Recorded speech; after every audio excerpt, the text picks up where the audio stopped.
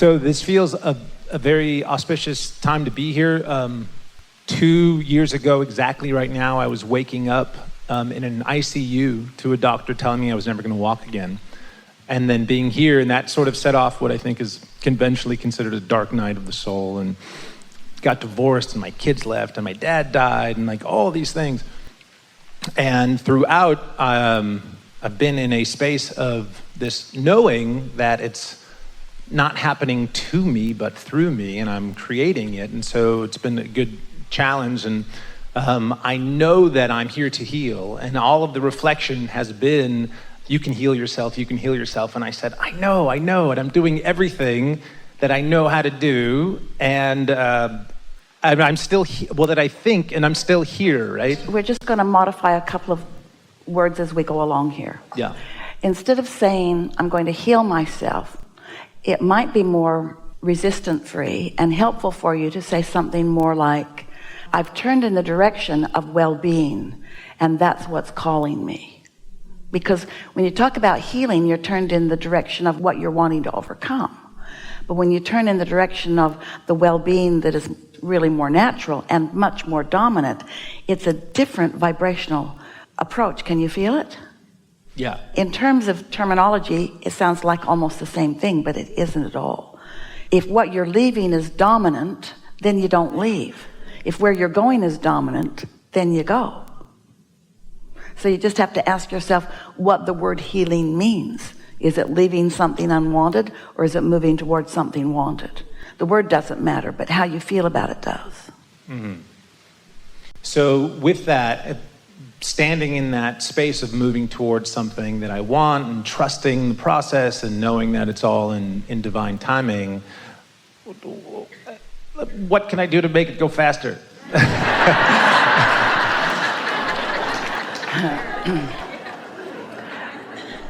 We would watch an unrelated movie. We would quiet our mind and let our mind wander on the pleasantries that your inner being. You see, when we talk about the path of least resistance, what we mean is the path toward that non-resisted thought. Non-resistance is non-resistance. The path of least resistance is the path to non-resistance. So the path of least resistance, or the path to non-resistance, is a really feel-good path. Feel the difference between overcoming something, which is full of grit and determination, and the feeling of letting well-being be. They're different feelings. And so the daydreaming that we're talking about will cause you to release resistance so that the cells of your body who are calling for whatever it is they need are allowed to receive what they need, because you're not in the way with your human and therefore bulky and awkward intervention. Is it all right with you if we ask you some questions? Absolutely. Through this process, do you feel more aware of your inner being Absolutely. Existence than before? Yeah. And because of your awareness of your inner being's existence, are you now more aware of your vibrational relationship with it? In other words, do your emotions tell you more? Do your emotions give you more information? Yes. And can you tell the difference between trying and letting? Most of the time.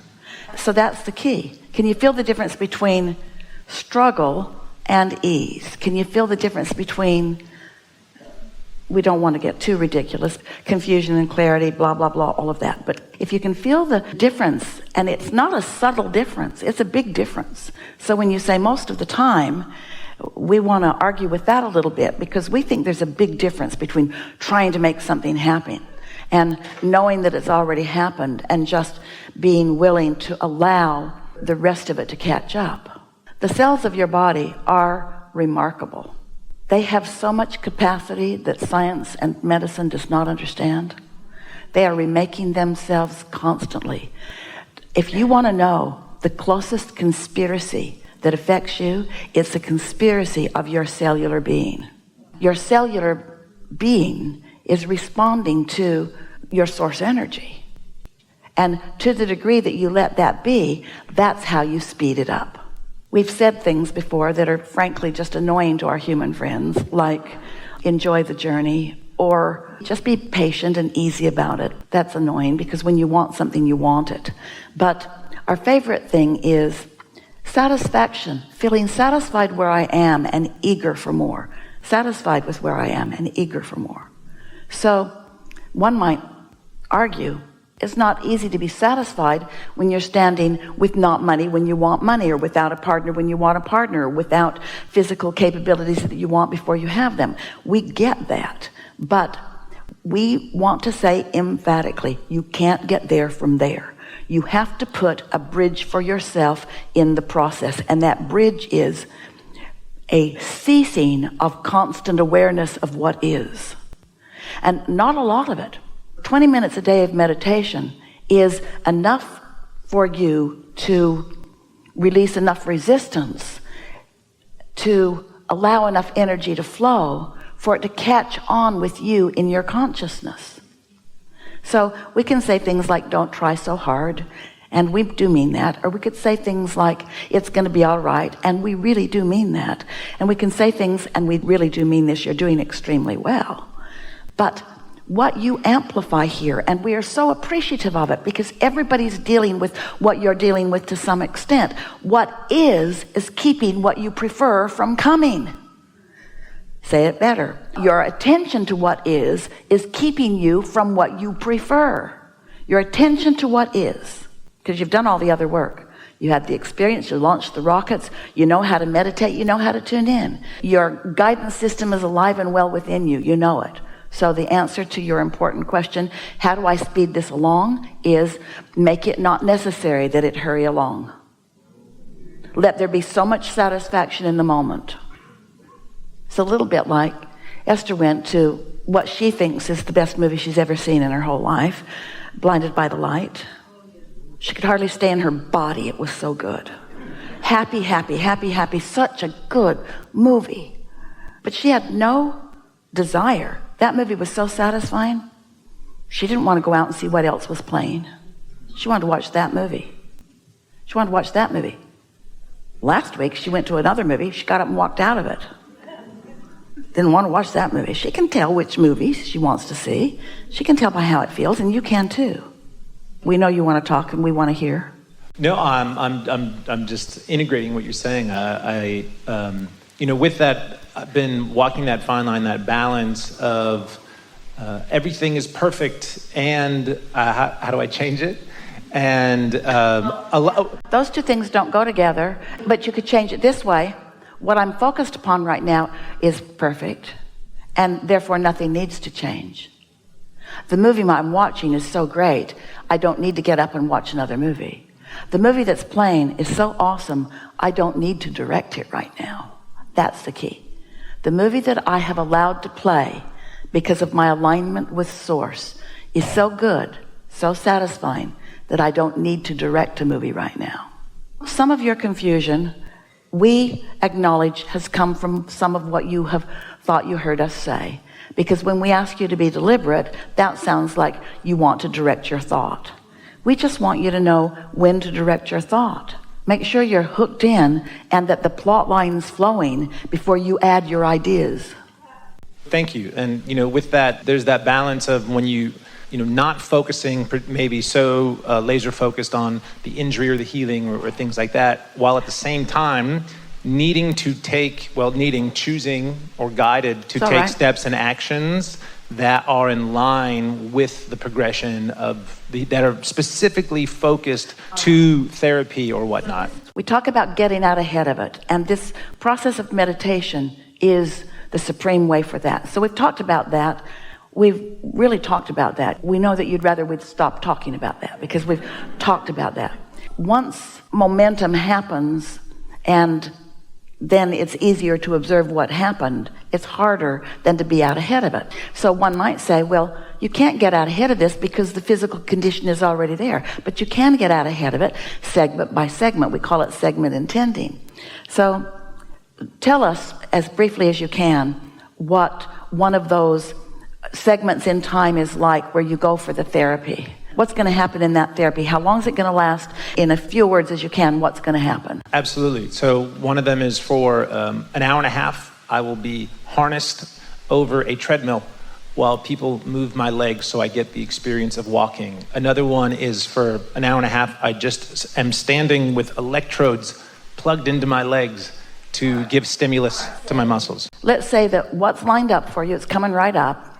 It's nearly the next segment that's going to happen, is you're going to be harnessed over a treadmill and people are going to move your legs to give you the sensation of that movement, to let your body and your muscle memory have the experience of that. So now you're sitting and you're taking Abraham at their enthusiastic word. And you've decided that you're going to, with a notebook in front of you, just write segment. Esther writes segment and then she writes what it is. It's time on the treadmill while I fly from my harness. So then you just write what you intend here. I feel such appreciation for these people who are playing with me in this way. Don't you? Yeah. I am thankful and rather amazed at the process that they've come up with. I love this help that's going to happen right now. I adore my responsive body. I love the cells of my body who are kicking ass today. Esther has a foul mouth. She really doesn't. We got that from you. I love my responsive cells. I like this experience. This is a conspiracy of well-being for me. How good is this?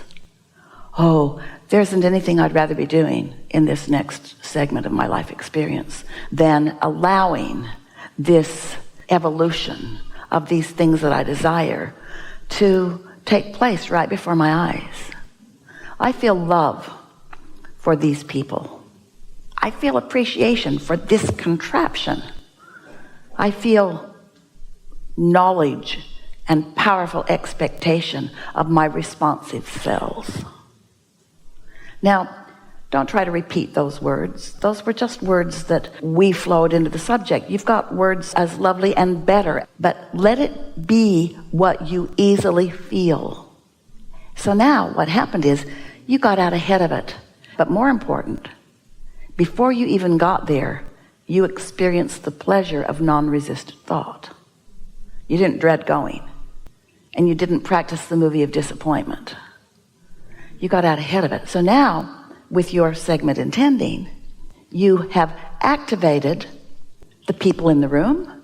You've activated your relationship with the cells of your body. You've tuned into source energy. You've put yourself in a position where all that, and as our friend said earlier, more can be your experience. And here's the most important thing. In this segment, nowhere did we encourage you to say, and I will see the progress of this exercise. Nowhere. Because you're not doing this for the power to accomplish the solution to the problem. You're doing this segment for the pleasure of this non-resisted segment in time. And you're going to notice, everyone's going to notice, that this is going to get kicked into high gear, but we don't even want to talk about that because then that puts you in the place of watching for the improvement, which introduces resistance that is unnecessary to the equation. We would like you to say, Abraham, that sounded so good. I could do that every day for the rest of my life. Yeah, well, Abraham, that sounded so good. I could do that for the rest of my life. Yeah. Yeah.